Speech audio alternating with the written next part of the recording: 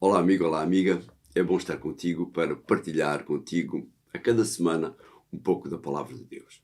Partilhar contigo um pouco deste tema que temos estado a estudar e que intriga todas as pessoas. A morte. O que é que acontece depois que morremos? E eu convido-te a que partilhes com os teus amigos, o link da Rádio Tranquilidade, onde nos ouves, ou dos nossos canais, YouTube ou Facebook, para que mais pessoas possam ter conhecimento de como a palavra de Deus nos ensina a ter esperança, especialmente depois daquilo que nós vamos ver esta semana, onde o autor nos traz a esperança que é retratada no Novo Testamento. E a semana passada nós vimos provas convincentes da ressurreição de Jesus e que nos ajudam, acima de tudo, a acreditar nessa mesma ressurreição. A lição desta semana mostra-nos a centralidade de Jesus como a esperança para a imortalidade que nós esperamos ter no futuro e que nós acreditamos ter no futuro. Quando estamos a falar de imortalidade, estamos a falar de vida eterna. E nenhum texto provavelmente é tão claro como aquele que João escreve na sua primeira carta, no capítulo 5 e nos versos 11 e 12, o texto base da nossa lição desta semana.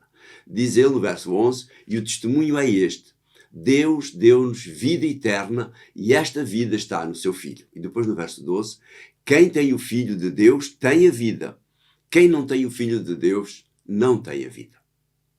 Embora a esperança de vida eterna esteja baseada em Jesus, ela não aparece apenas no Novo Testamento, como nós já vimos em semanas anteriores. Enoque tinha esta esperança, Jó tinha esta esperança, Abraão tinha esta esperança. E quando nós olhamos para o capítulo 11 da carta de Paulo aos Hebreus, encontramos aquilo que ele chama a galeria dos heróis da fé, todos estes esperançosos que um dia, portanto, pessoas que viveram com a esperança da eternidade ao lado de Deus. E ele realça isso praticamente no final do capítulo 11, dos versos 39 e 40, onde ele diz: todos estes, embora louvados por causa da sua fé, não chegaram a receber as promessas de Deus. E no verso 40, é que Deus tinha previsto para nós um plano melhor e por isso não quis que eles, sem nós, atingissem a perfeição.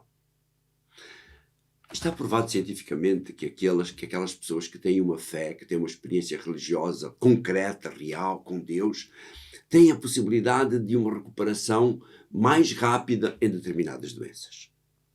Não podemos de maneira nenhuma dizer que a esperança em Cristo é a solução, é o seguro para todas as doenças ou problemas da nossa vida. Essa esperança não é como eu dizia, um seguro de vida aqui nesta terra, mas é um seguro de vida para a vida eterna. Por outro lado, o facto de termos essa esperança ajuda-nos a olhar de uma forma diferente para a nossa vida do dia a dia. Quer com problemas ou não, quer com doenças ou não, quer com desgostos ou não, quer com perdas ou não. Como vimos a semana passada, uma esperança centrada em Jesus, centrada em Cristo, acreditando na sua morte e na sua ressurreição, dá-nos a certeza que o mesmo poderá acontecer conosco ou com alguém que nós perdemos. A nossa ressurreição está inseparavelmente ligada à ressurreição de Jesus.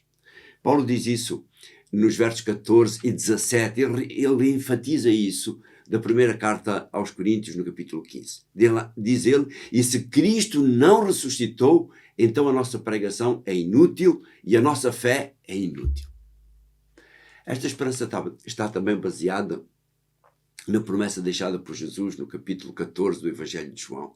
Nos versos 1 a 3 são os versos fantásticos, onde ele promete ir preparar um lugar. E depois ele remata dizendo isso no verso 3, eu vou à vossa frente para vos preparar lugar. E depois de vos ir preparar um lugar, hei de voltar para vos levar para junto de mim, de modo que estejam onde eu estiver. Uma vez que esta promessa foi feita há cerca de 2000 anos, por que é que ela ainda não se cumpriu? Por que é que esta demora? Se calhar já te perguntaste muitas vezes isso. O autor do nosso estudo tem uma consideração muito interessante quando nós olhamos para o tempo que a volta de Jesus está a demorar, mas quando nós olhamos em termos individuais. A nossa vida poderá ser de 70, 80 ou até 90 anos ou mais, algumas pessoas. E depois que morrermos até à volta de Jesus, é instantaneamente. Morremos e no instante seguinte Jesus retorna para cada um de nós. Antes de fazer a promessa que vimos atrás, e após ser seguido por uma multidão que tinha usufruído do milagre da multiplicação e dos peixes, e que agora queria coroar Jesus como rei, ele tem uma série de afirmações que mostram como é importante de Jesus, o seu papel no processo de morte e ressurreição para a vida eterna. Vejamos alguns dos versos deste discurso que ele faz, nos versos 26 a 51 do capítulo 6. Então, no verso 29 ele diz assim: Jesus respondeu-lhes: esta é a obra de Deus, acreditar naquele que ele enviou. Deus quer que acreditemos na mensagem daquele que foi enviado por ele. Quem? Jesus. Depois, no verso 33 ele continua: o pão de Deus é aquele que vem do céu e dá vida aos homens. Jesus fala aqui na sequência do milagre que tinha feito. E só quando nos alimentamos diariamente dos ensinos de Jesus, do mesmo modo que nos alimentamos da comida necessária para a nossa vida do dia a dia, é que nós teremos uma verdadeira vida espiritual. E isto porquê? Vamos agora ao verso 39. E a vontade daquele que me enviou é esta: que eu não perca nenhum daqueles que me confiou, mas que os ressuscite no último dia. Sim, quem acreditar e praticar a mensagem de Jesus, quem viver de acordo com a sua vontade, tem a garantia de Deus que será ressuscitado no dia da volta de Jesus. E no verso seguinte, o verso 40, Jesus volta a reforçar esta mesma afirmação. Ele diz assim: é ainda a vontade de meu Pai que todo aquele que olha para o Filho e nele acredita tenha a vida eterna, e eu o ressuscitarei no fim dos tempos.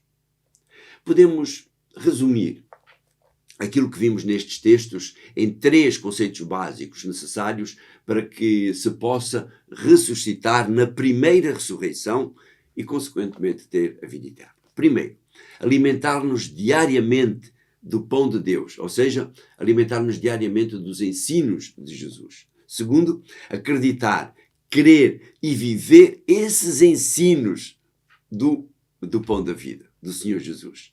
Terceiro, acreditar e ter esperança real na ressurreição prometida por Jesus nos versos 40, 44 e 54 deste capítulo 6.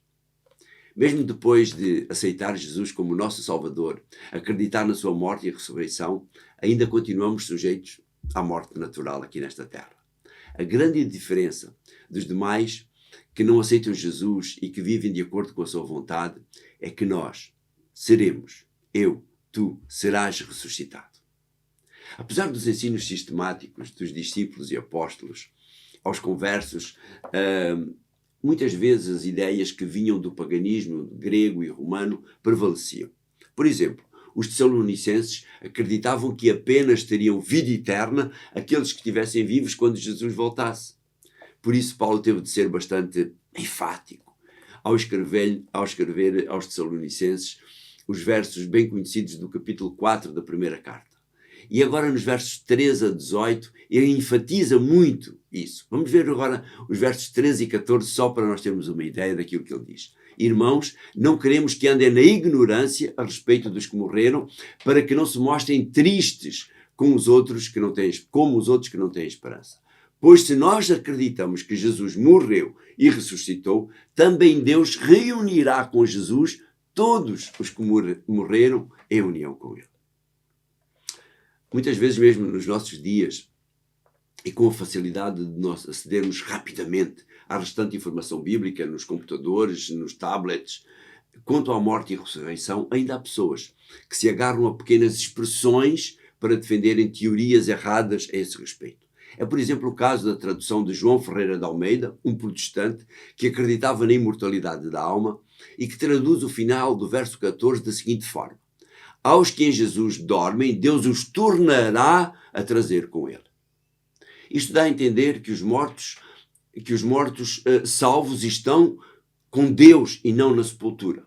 No entanto, as pessoas esquecem-se de olhar para o que diz o verso 16. E o verso 16 diz assim: o próprio Senhor, ao sinal dado pela voz do arcanjo e pela trombeta de Deus, descerá do céu, e os que morreram em união com Cristo ressuscitarão primeiro. Ou seja, se eles ressuscitaram primeiro é porque estão mortos, estão na sepultura, não estão com Deus. Não tem cabimento serem então trazidos por Jesus para serem ressuscitados.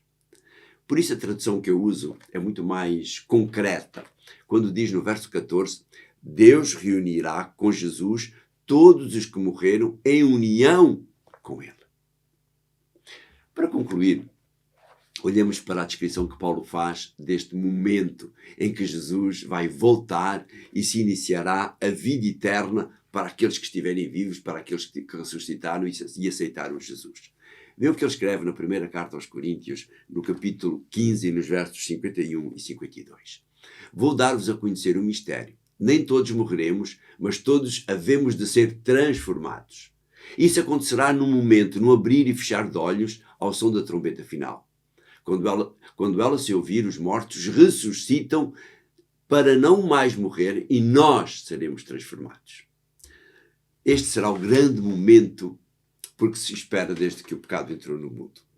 Este é o grande momento aguardado por Adão, aguardado por Abraão, por Jó, por Jacó, por Davi, por Salomão, por Pedro, por João, por Paulo. E que eu aguardo e eu te convido a aguardares também. Deus não falha nas tuas promessas. Confia nas promessas de Deus e verás como Deus está certo quando nos promete a vida eterna ao lado de Jesus.